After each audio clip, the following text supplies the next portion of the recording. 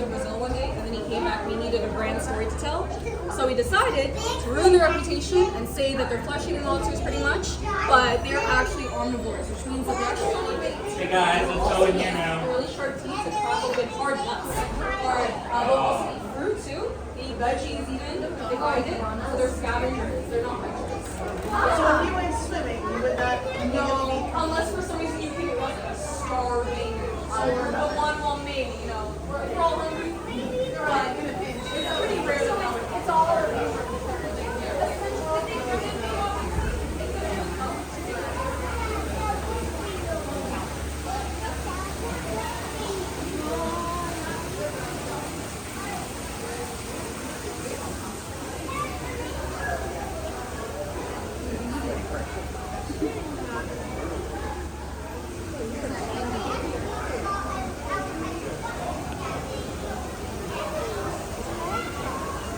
Turtle. Look at this turtle.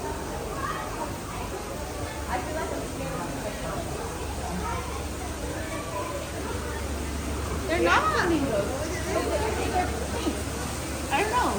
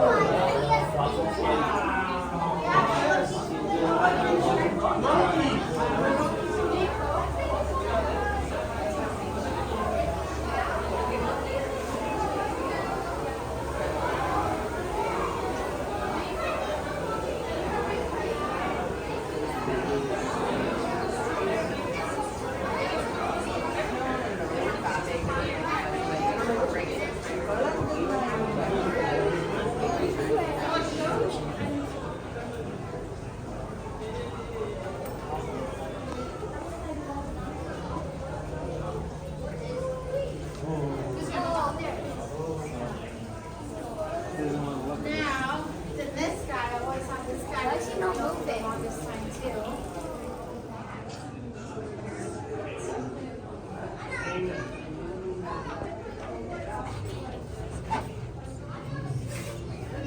Oh, they got bananas.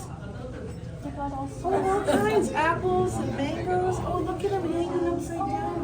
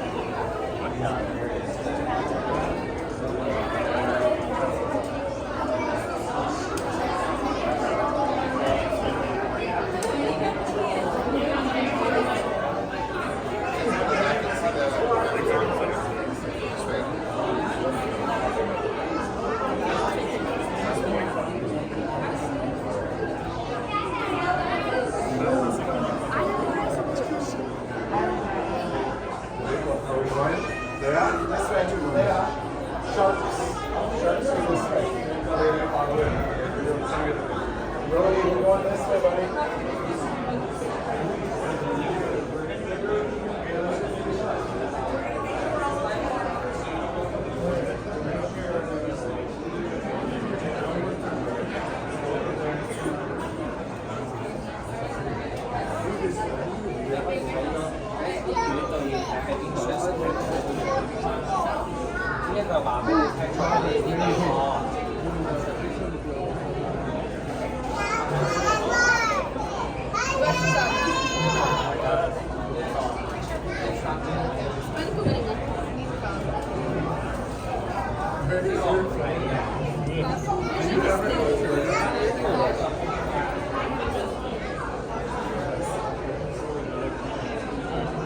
Our oceans are healthy. We can't have a healthy ocean without having sharks in those waters.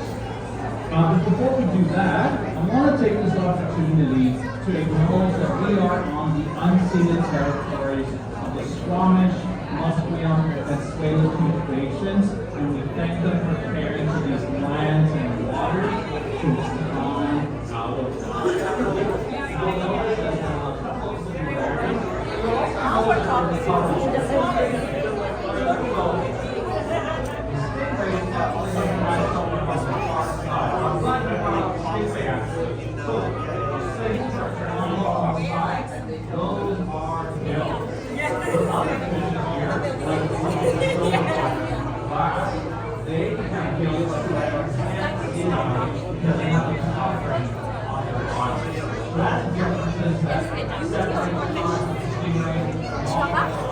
They also have this exact same kind of skill. That's one thing that unites these sharks and the stingrays as well. But if we look at their little particle called dentricles, which is makes it really rough like sandpaper, and it's the same thing as teeth. That's what's called dentricles. So they have like toothy scales. So that's something that unites all of these sharks. That's what makes them pretty great effective predators. They hunt fish. And so if you look at all these different fishes here, they're pretty flat looking. And the reason why is so that they can escape these super predators here, these sharks, by hiding and wedging themselves amongst the coral reefs. That's how effective of a hunter sharks are. They have senses, a sense of smell that's incredible. They can even sense electricity from the movement of the fishes themselves. They have these sensories that looks almost like nostrils in the front of their faces, these little pores that helps us sense electricity so they can detect fishes that are hiding under the sand, for example, or hiding under the corals. And so because of all of these features, in order for a fish to survive a coral reef, they need to be nice and flat like these fishes so they can hide amongst the corals. But as a result, black-tipped reef sharks are one of the most social species of sharks. Not as social as wolves or humans, or monkeys or gorillas, but relatively social. So what they'll do is they hang out in large numbers like what we are seeing here, and they work together to catch fish. So if a fish hides in the coral reefs, that's okay, because then they'll try to get at it until that fish goes to the other side of the reef where a different shark will be able to eat it. So they work together because it's better that a shark gets fish than no shark gets fish. Hey, what's up? There's no turtles here. That's a good question. But if you do want to see, and that's because of all the different things they do for oceans, especially for coral reefs. Coral reefs are found along the coastlines of many oceans, of many countries, especially tropics, actually almost exclusively tropics. And coral reefs are a hotspot of diversity. So much life are found in reefs because they provide protection, they provide nursery space, they even provide food for certain animals. And in order for a coral reef to stay healthy, they require sharks to also stay in these areas. Because if there's no sharks, then there's too many fishes that will eat the coral And if there's too many sharks, then there's not going to be enough other fishes to take advantage of the coral reefs themselves. But too much sharks is not the problem we're facing here on Earth. Most sharks, and there's about 500 different species of sharks and stingrays, most of them are starting to become endangered. And that's because of a lot of different factors. Climate change has been changing sharks.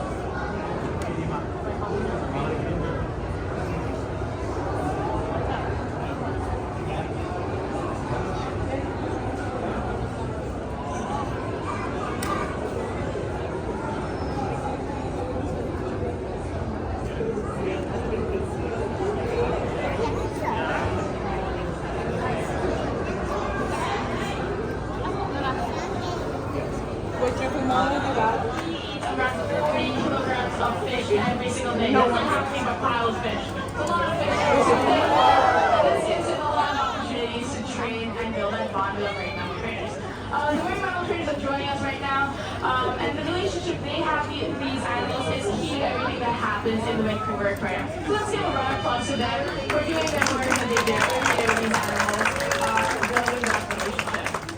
Alright, so we know how we train the animals here. Let's talk about why we train them. We train them for 3 reasons. The first one is for their health care. The Steller sea lions, they actively participate in their health care. So every time you see them open their mouth, raise up the bird, lie down, or stand even on the dog, that gives the trainer an opportunity to check their health, to make sure they're doing good and they're physically fit, right? They also do some advanced behaviors and this builds that relationship to make sure that they can do more invasive procedures if they have to. Making sure that they're comfortable in situations like that later on in their life. I need the space. Just to make sure I can do this on the program. But it comes with practice, guys. And that's exactly what is happening. They're making sure that doing those exercises, that is hard for them, but they're practicing it to become better at it. So, we know why, we know how. Let's talk about some of the benefits we've got from training the Steller sea lions here. So, in the late 1980s, we saw a very big decline in the western Steller sea lion population. We saw an 80% decline in their population. So if I lost 80% of my crowd, it's going to be somewhere over here.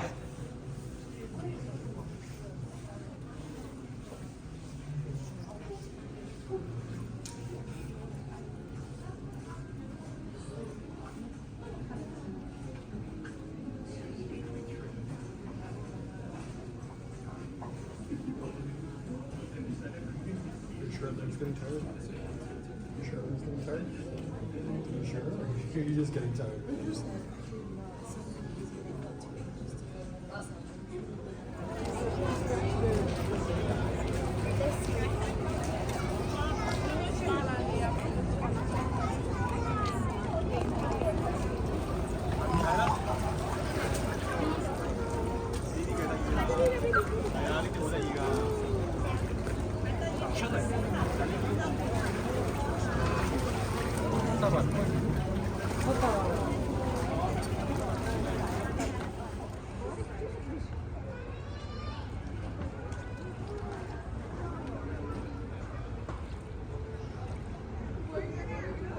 Hey, yo.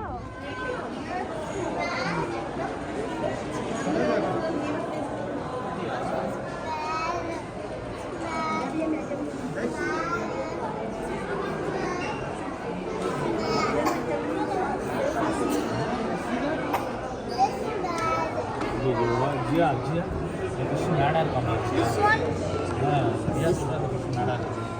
Like that's the side of my arm. It looks so weird. It looks like I'm hallucinating.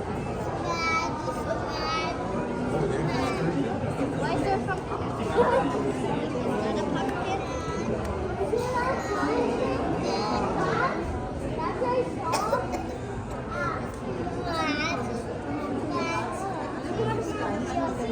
It just wants to play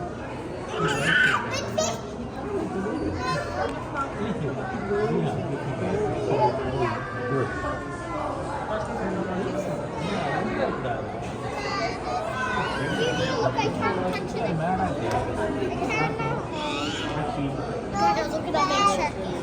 Gotta look at the big shark. It's